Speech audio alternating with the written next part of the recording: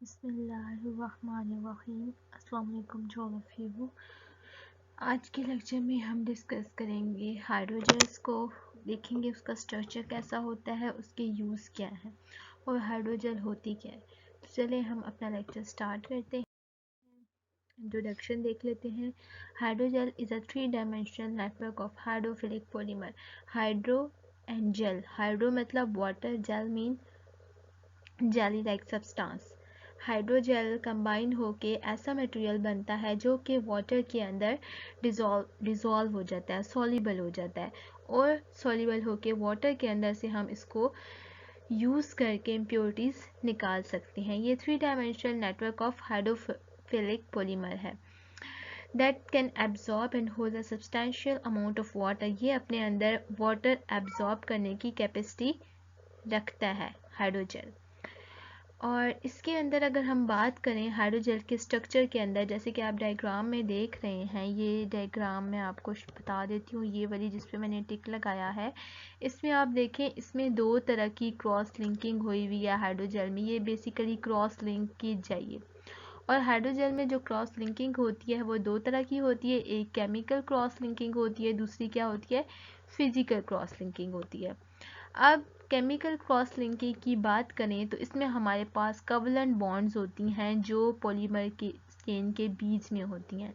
और फिज़िकल की बात करें तो फिज़िकल क्रॉस लिंकिंग हमारे पास हाइड्रोजन बॉन्ड हो सकती है, हाइड्रोफोबिक इंटरेक्शन हो जाती हैं, या चेन इंटेगलमेंट्स ये भी हो सकती हैं। तो हमारे पास हाइड्रोजेल में 2 तरह के लिंकेज प्रेजेंट होते हैं। और जो पॉलीमर हम यूज़ करते हैं हाइड्रोजेल बनाने के लिए, उनमें जो मोनोमर यूज़ होता है वो कौन सा होता है, हाइड्रोफिलिक। कौन सा, हाइड्रोफिलिक। जैसे कि एग्जांपल में आप लोगों को शो किया गया, ये अमाइन है, ये कार्बोक्सिलिक है, ये हाइड्रोक्सिल है।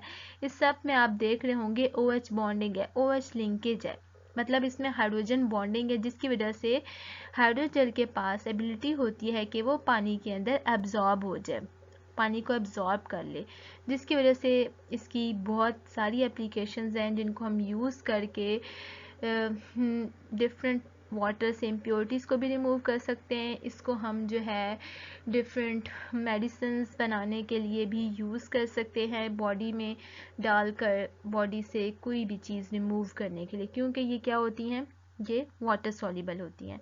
इसका स्ट्रक्चर ये डायग्राम में शो किया गया है, ये आप लोग देख सकते हैं।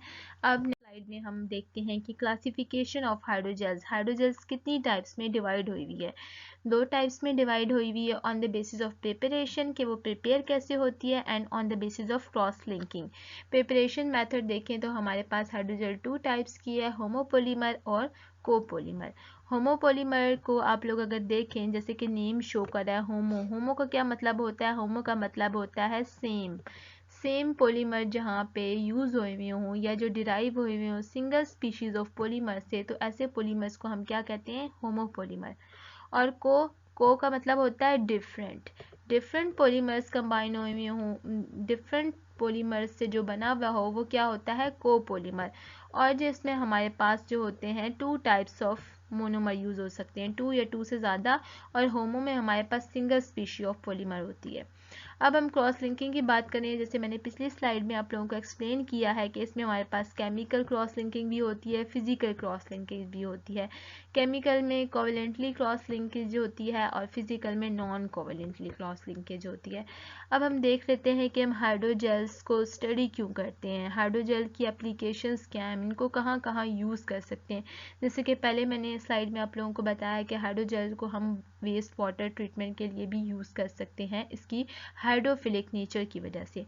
और भी इसके यूजेस हैं, कुछ हम डिस्कस कर लेते हैं ताकि आप लोगों को ग्रिप हो जाए कि हाइड्रोजेल्स को हम कैसे कैसे यूज़ कर सकते हैं। Uses of hydrogels. Hydrogels are use for producing contact lenses. Contact lenses जो है हम यूज़ करते हैं, उस हाइड्रोजेल्स से हम वो भी बना सकते हैं। Hygienic product and wound dressing. Wound कोई भी अगर आपको ज़ख्म चोट वगैरह लग गई है उसके लिए भी हम हाइड्रोजेल्स को यूज़ कर सकते हैं। इस पे बहुत सारे पेपर पब्लिश हुए हुए हैं जो कि आप स्टडी करके इसकी डीप में जा सकते हैं कि हाइड्रोजेल्स को हम कैसे वाउंड ड्रेसिंग में, कैसे लेंसेज में, कैसे हाइजीनिक प्रोडक्ट्स में हम यूज़ कर सकते हैं। और भी कमर्शियल यूजेस हैं हाइड्रोजेल्स के, जैसे कि ड्रग डिलीवरी, टिश्यू इंजीनियरिंग। ये डिटेल में मैंने आप लोगों को नहीं बताया, जस्ट ओवरव्यू दिया है। इसकी डिटेल आप लिटरेचर रिव्यू में स्टडी कर सकते हैं अगर आपको इस पर रिसर्च करनी है या आगे आपने इस फील्ड में जाना है तो। More developed are expected in drug delivery and tissue engineering में ज़्यादातर रोल है हाइड्रोजेल्स का।